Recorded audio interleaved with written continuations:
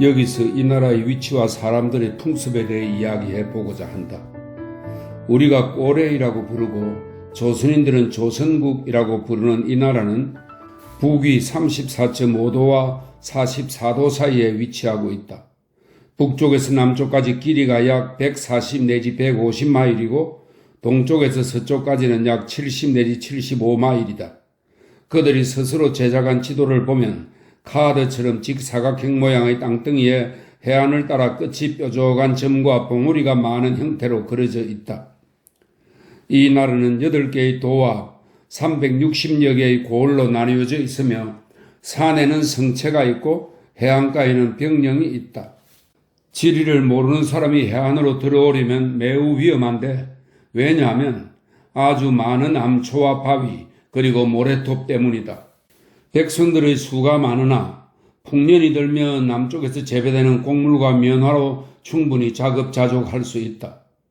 남동쪽에서 일본까지는 아주 가까운데 다시 말해 보우산, 부산입니다. 오사카고요. 다시 말해 보우산과 오사카 사이의 거리가 약 25 내지 26마일이다. 두 곳 사이의 조선 사람들이 쉬시암, 대마도입니다. 쉬시암이라고 부르는 섬이 있는데 시마떼라고 부른다.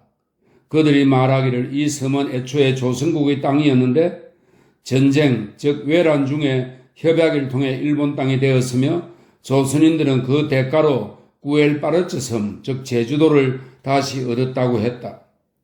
서쪽으로 중국 해안가 혹은 남긴, 남경을 말합니다. 중국 해안가 혹은 남긴이 위치한다. 북쪽으로는 중국의 북부지방과 산맥을 사이에 두고 경계를 이룬다. 북동쪽에는 큰 바다, 즉 공해만 있기 때문에 북쪽과 경계를 이루지 않았다면 아마 하나의 섬나라로 되었을 것이다. 북동쪽 큰 바다에서는 네덜란드 작살뿐만 아니라 다른 나라에서 만들어진 작살이 몸에 꽂힌 고래들이 매년 발견된다. 12월에서 3월 사이에 청어도 엄청나게 잡히는데 12월에서 1월에 잡히는 것은 네덜란드 청어와 비슷하고 2월부터 3월에 잡히는 것은 빤하링과 크기가 비슷하거나 약간 작다. 빤하링은 네덜란드 청어는 한국 청어보다 작은데 보통 가시를 제거하고 절여서 먹는다고 합니다. 빤하림이라고 부르는 더 큰 청어가 우리 청어와 비슷한데 주로 팬에 구워 먹는답니다. 지금 말로는 박하링이라고 합니다. 빤하링과 크기가 비슷하거나 약간 작다. 따라서 조선과 일본과 바이가트, 시베리아 북한의 작은 섬들입니다. 바이가트 사이에는 수로가 있는 것이 분명하다. 우리가 북동쪽 바다를 항해하는 조선인 항해사들에게 북동쪽에 육지가 있는지 물었다. 그들은 그곳에는 바다 외에 아무것도 없다고 대답하였다. 조선과 중국을 여행하는 사람들은 아주 좁은 만을 건너야 한다. 왜냐하면 겨울에는 산이 너무 춥고 여름에는 들짐승이 돌아다녀 매우 위험하기 때문이다. 겨울에는 아주 쉽게 얼음판 위를 건너갈 수 있는데 이것은 1662년 산속의 사찰에서 우리가 목격한 것처럼 혹독한 추위와 폭설로 강이 꽁꽁 얼어붙기 때문이다. 가옥들과 나무들이 온통 눈으로 뒤덮이기 때문에 자신들의 집에서 다른 곳으로 이동하려면 눈 밑으로 터널을 만들어야만 한다. 눈길을 오르내리려면 양쪽 발 아래에 조그만 널빤지를 묶었는데 그러면 눈 속에 빠지지 않고 걸어 다닐 수 있다. 북쪽 지역 사람들은 보리나 기장 같은 곡물로 연명한다. 쌀과 목화는 추위 때문에 재배할 수 없기 때문에 남쪽에서 가져와야 한다. 평민들의 음식과 의복은 매우 초라하다. 대개 아마포와 털로 된 옷을 입는다. 그 대신 이 지역에서는 인삼이 재배되는데 이것은 청나라의 조공으로 보내지며 중국인 및 일본인들과 거래된다. 조선 국왕의 군인은 비록 청나라 왕의 승인을 받아야 하지만 절대적이다. 왕은 관료들에게 순종할 필요 없이 자신의 재량에 따라 나라를 다스린다. 개별적으로 도시나 섬 혹은 마을을 소유하고 있는 봉건영주는 없다. 양반들은 소유주의 재산과 노비로부터 수입을 얻는다. 일부 양반들은 약 2,000 내지 3,000명의 노비를 거느린다. 또한 왕으로부터 하사받은 섬과 영지를 소유하기도 하지만 그들이 죽으면 다시 왕에게 귀속된다. 기병과 보병의 군대에 관하여 수도 한양에는 왕이 다스리는 즉 왕으로부터 급료를 받는 기병들과 병졸들이 수천 명 있다. 이들은 왕궁을 보호하고 왕이 행차할 때 호위한다. 자유민 즉 평민들은 복무기간 동안에 7년마다 1년씩 수도 방어에 참여하는데 각 지방 즉 주와 도의 평민들 역시 뽑혀서 교대로 수도로 파병된다. 팔도에는 사령관 즉 관찰사가 있고 그 밑에 부사령관 즉 도사나 판관, 중군 등이 서너 명 있다. 각 부사령관은 도시 즉 주, 군을 관할하는 군관 즉 목사, 군수를 거느린다. 각 도시를 실제로 관할하는 것은 상급 하사관 즉 현감, 현령 등이고 각 마을에는 하급 하사관 즉 향리가 있으며 10명마다 조장이 1명 있다. 그들은 항상 마을의 백성에 대해 기록하여 매년 상급자에게 보고하기 때문에 왕이 전국에 있는 기병과 군졸들의 수를 알고 유사시에 군사를 동원할 수 있다. 기병은 갑옷과 투구, 활과 화살, 그리고 네덜란드에서 공물을 타작할 때 쓰는 것 같은 도리깨로 무장한다. 도리깨의 끝부분에 짧은 쇠붙이가 꽂혀 있다. 이것을 평곤이라고 합니다. 일부 병사들은 쇠붙이나 뿔로 만든 갑옷과 투구를 쓰고 있다. 그들은 화성총, 도끼, 단창을 가지고 있다. 장교들은 활과 화살로 무장하며 일반 군사들은 자비로 마련한 화약과 탄환 50발을 항상 지니고 있어야 한다. 각 읍에서는 주변 사찰 성녀들을 교대로 임명해서 산의 성곽과 요새를 자비로 방어 및 보수하게 했다. 이 성녀들은 유사시 군사 즉 성군으로 이용된다. 성녀들도 도끼, 활, 화살을 가지고 있다. 백성들은 그들을 가장 뛰어난 군사로 여긴다. 지휘관은 성녀들 중에서 한 사람을 뽑는다. 성녀의 수도 기록되기 때문에 왕은 복역 중인 전국의 평민, 군사, 보초 근무병 혹은 노동자와 성녀들의 수를 항상 알 수 있다. 60세가 넘은 사람은 병력에서 제외되며 그들의 자식들이 다시 그의 의무를 넘겨받는다. 왕의 봉사하고 있지 않거나 즉 관직에 있지 않거나 봉사를 마친 즉 관직을 마친 모든 귀족들은 노예들과 마찬가지로 복역하지 않고 왕토의 적정 면적을 경작해서 세금만 내면 된다. 백성의 반 이상이 여기에 포함된다.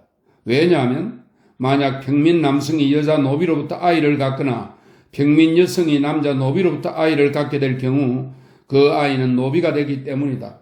노비 부모에게서 태어난 아이는 노비 주인의 소유가 된다. 해안가의 각 도시는 선원들과 탄약과 장비들을 갖춘 전투용 선박을 갖추고 있어야 한다.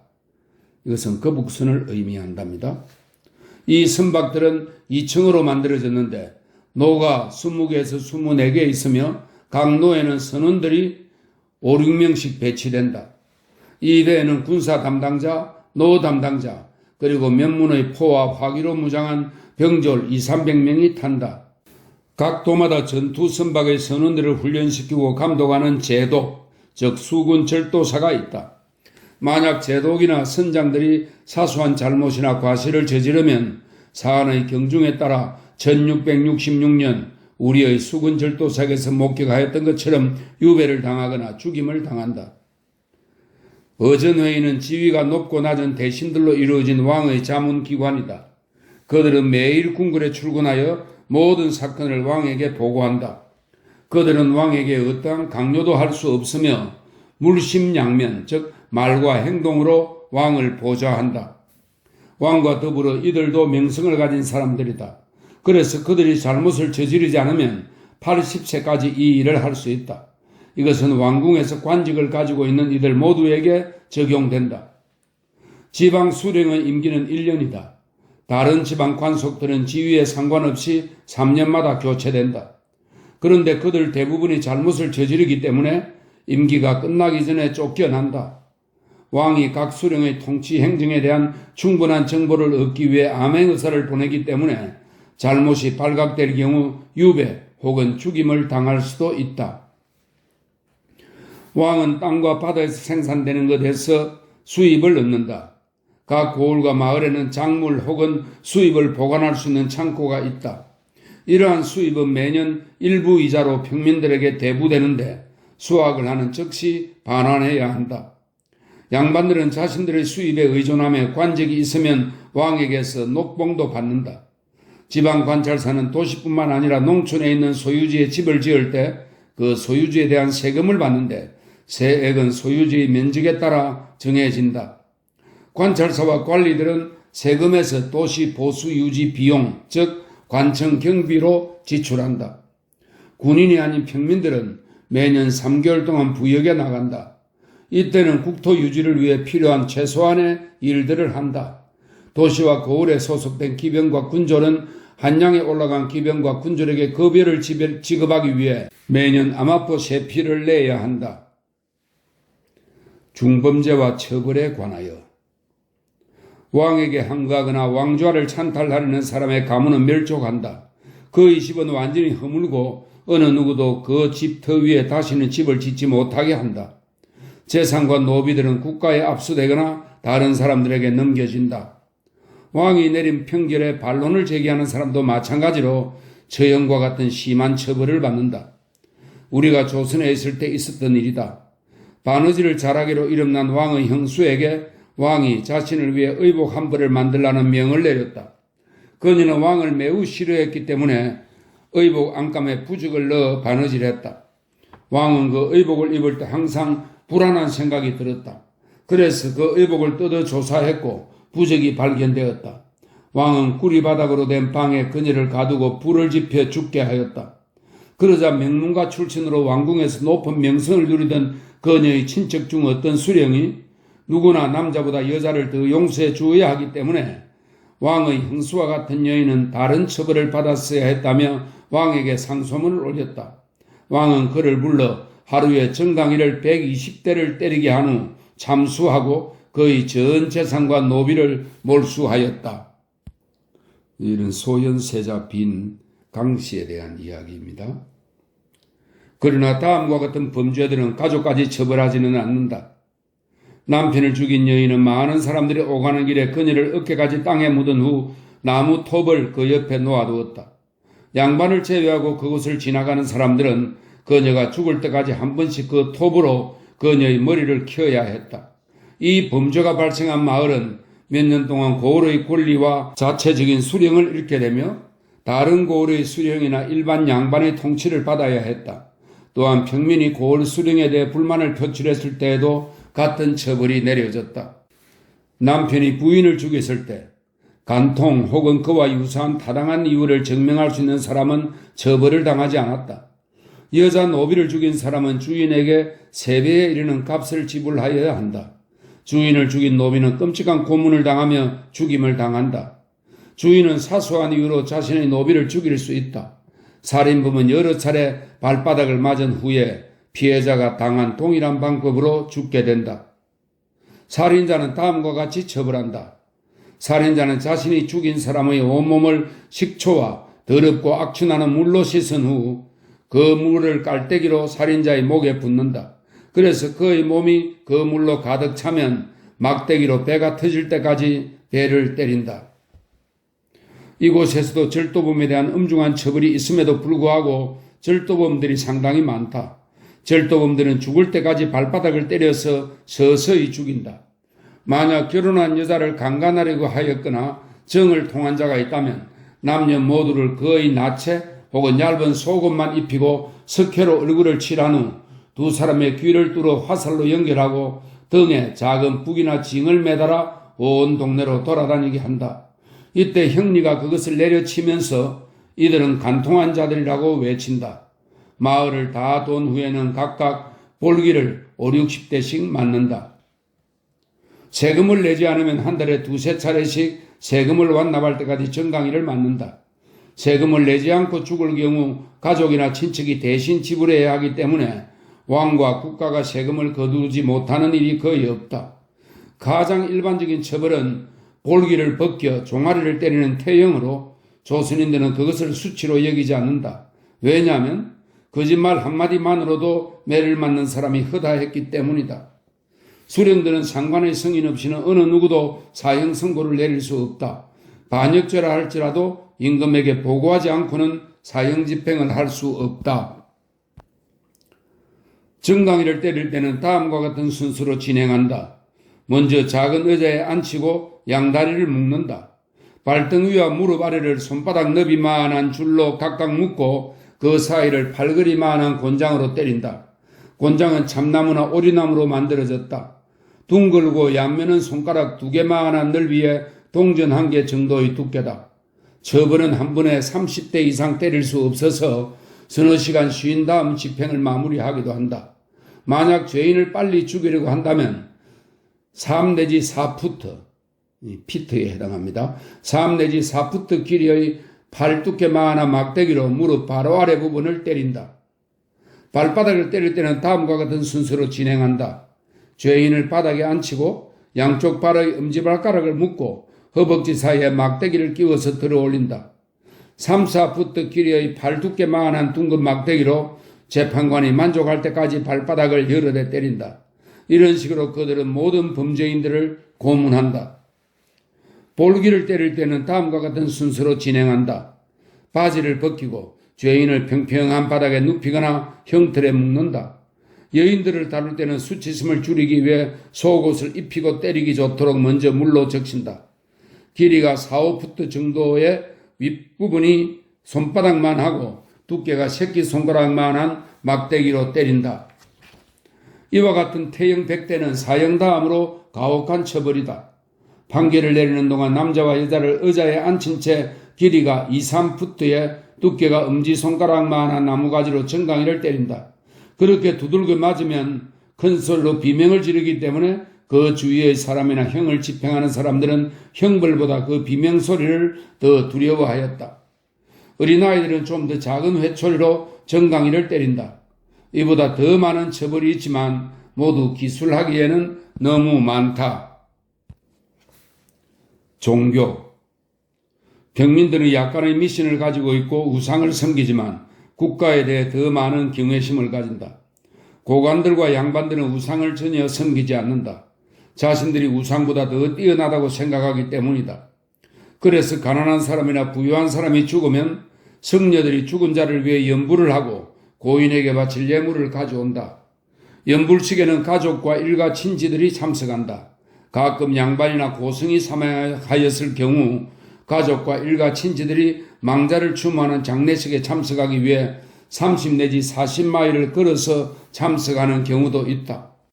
명절에는 일부 평민들과 농부들은 우상 앞에서 절을 하며 번제의 표시로 불상 앞에 놓여있는 향로에 향을 피우고 다시 절을 한 후 더 이상 아무런 행동도 하지 않고 그 자리를 떠난다.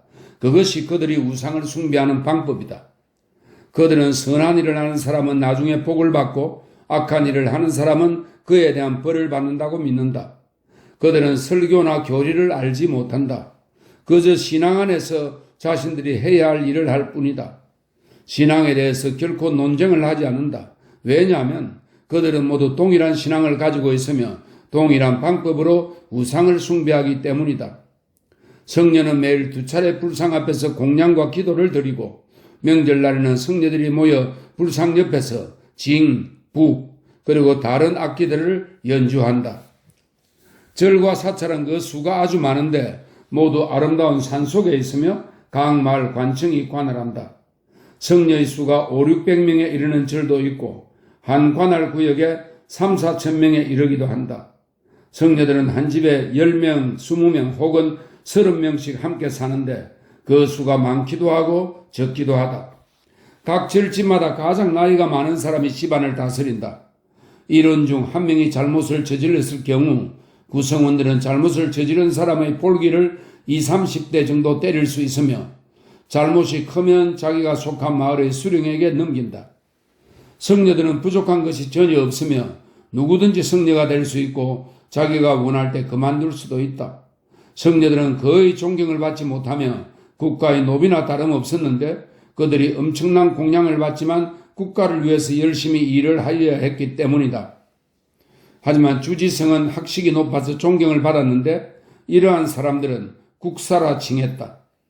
그들은 마을의 수령처럼 권한을 행사할 수 있으며 사찰을 방문할 때 말을 타고 어딜 가든지 극진한 환대를 받는다. 성녀들은 살아있거나 혹은 생명체가 될 수 있는 어떠한 것, 즉 달걀 같은 동물의 알 등도 먹어서는 안 된다. 그들은 머리카락과 수염을 깎았으며 여자와 관계를 맺어서는 안 된다. 이러한 계율을 위반하면 7, 80대의 곤장형을 받고 사찰에서 추방된다. 그들은 삭발하고 한쪽 팔에 낙인을 찍어 사람들로 하여금 그가 성녀였다는 것을 알 수 있도록 한다. 일반 성녀들은 일을 하거나 장사를 하거나 시주를 얻어서 자신들의 생활을 영위해야 한다. 사찰에는 언제나 글 읽기와 글쓰기를 배우는 소년들이 있다. 만일 그들이 삭발되었다면 서성인 성녀에게 몸종처럼 속해 있어서 그들이 얻거나 수집한 모든 것은 서성이 그들을 자유롭게 풀어줄 때까지 서성의 소유였다. 성녀가 죽으면 이 소년들이 상복을 입고 자신의 서성을 위하여 통곡해야 한다. 서성으로부터 자유를 얻은 후라 해도 그렇게 통곡해야 하는데 마치 아버지가 자식을 길러준 것처럼 그들을 길러주고 가르쳐준 고마운 마음의 표시로 그렇게 한다. 다른 종류의 성녀가 있었는데 불상을 섬기는 것이나 고기를 먹지 않는 것은 일반 성녀와 같았지만 삭발을 하지 않고 결혼도 허락되었다. 사원과 사찰은 고관들과 평민들의 시주에 의해서 건축되었다. 누구든지 할 수 있는 한 많은 시주를 하였다. 성녀들은 일을 하고 노동의 대가로 그가 속한 사찰이나 절의 주지성으로부터 소액의 급여를 받았다. 주지성은 그 지방의 수령으로부터 그 절의 우두머리로 지명되었다. 성녀들에 따르면 고대에는 오직 하나의 은혜만이 존재하였으나 그들이 하늘로 가기 위한 탑을 쌓으려고 해서 세상이 변했다고 한다. 기생이나 친구들과 유흥을 즐기려는 고관들이 사찰을 자주 방문했는데 사찰이 산과 나무가 우거진 조선에서 가장 아름다운 지역에 위치하고 있기 때문이다. 그래서 때론 사찰이 도량보다는 매운 굴이나 술집으로 사용되었고 성녀들조차 독한 술을 매우 좋아하였다.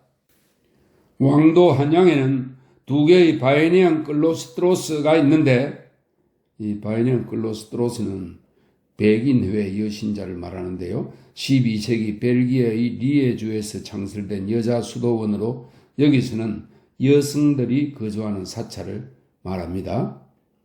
두 개의 바이니안 클로스트로스가 있었는데 한 곳은 고관 여성을 위한 곳이고 다른 한 곳은 평민 여성을 위한 곳이었다. 여성도 역시 삭발을 했고 먹는 방법이나 불상을 섬기는 방법도 남자 성녀와 같았다. 왕이나 고관들이 그들을 관리하고 후원했다. 이 두 사찰은 4, 5년 전에 왕에 의해 폐쇄되었고 이 왕은 현종입니다. 여성들도 결혼할 수 있다는 허락을 받았다. 집과 세간에 관하여 고관들의 집은 매우 호화스럽지만 일반 백성들의 집은 초라했는데 왜냐하면 그들은 각자 자기가 원하는 집을 지을 수 없기 때문이다. 지붕에 기와장을 덮는 것까지도 수령의 동의 없이는 할 수 없다. 지붕은 대부분 코르크 나무 껍질이나 갈대나 지프로 덮었고 담이나 나무 울타리를 세워 구분하였다. 집은 우선 나무 기둥을 세우고 벽은 밑부분에 돌을 쌓고 위에 작은 나무를 십자 모양으로 엮어서 넣은 후 안팎으로 진흙과 모래를 발랐다. 더 마르면 안쪽 벽을 흰 종이로 도배하였다. 방바닥은 아래로 난로 같은 것이 있다. 온도를 말합니다. 아래로 난로 같은 것이 있다. 겨울에는 날마다 불을 떼면 계속 따뜻하게 유지가 되어서 마치 방이라기보다 오븐 같았다. 방바닥에는 기름종이를 바른다. 집들은 단층이지만 위에 작은 다락방이 있어 자질구레한 물건들을 집어넣는다. 양반들의 집 앞쪽에 별채 즉 사랑채가 있다. 친구나 친척이나 아는 사람들을 접대하고 머물게 하며 여가를 보내는 곳이다. 그 앞에 연못과 정원을 가진 집이 있는데 그곳은 많은 꽃과 나무와 기묘한 바위 같은 것들로 꾸며져 있다. 부인들은 아무도 볼 수 없도록 안채에 살고 있다. 장사꾼과 부유한 평민들도 그들의 집 옆에 조그만 별채를 가지고 있는데 그곳에서 자신들의 업무를 보고 사람들을 담배와 아락으로 독한 술을 말합니다. 아락으로 접대한다. 부인들은 자유롭게 외출할 수 있고 손님으로 초대되어 갈 수도 있으나 다만 항상 남자들과는 구별해서 맞은편에 앉는다. 가재도구는 매일 사용하는 것 외에는 별로 가지고 있지 않다. 술집과 유의를 즐기는 곳이 있는데 남자들은 기생들이 노래하고 춤추고 악기를 연주하는 것을 보기 위해 그곳으로 간다. 여름에는 여가를 보내기 위해 녹음이 우거진 숲으로 간다. 조선인은 여행자를 위한 여관이나 숙소는 알지 못한다. 여행객이 양반이 아닐 경우 그저 길을 따라서 여행하다가 날이 저물면 아무 집에나 들어가서 자기가 먹을 만큼 쌀을 내놓는다. 그러면 집주인은 즉시 그 쌀로 밥을 지어 반찬과 함께 차려내 놓아야 한다. 많은 마을들은 손님 대접을 교대로 하는데 아무도 그런 일에 반대하지 않는다. 한양으로 가는 큰 길에는 역참, 즉 관영 숙소입니다. 주막, 휴게소를 말하죠. 역참과 주막이 있는데 양반들도 일반 백성들도 묵을 수 있다.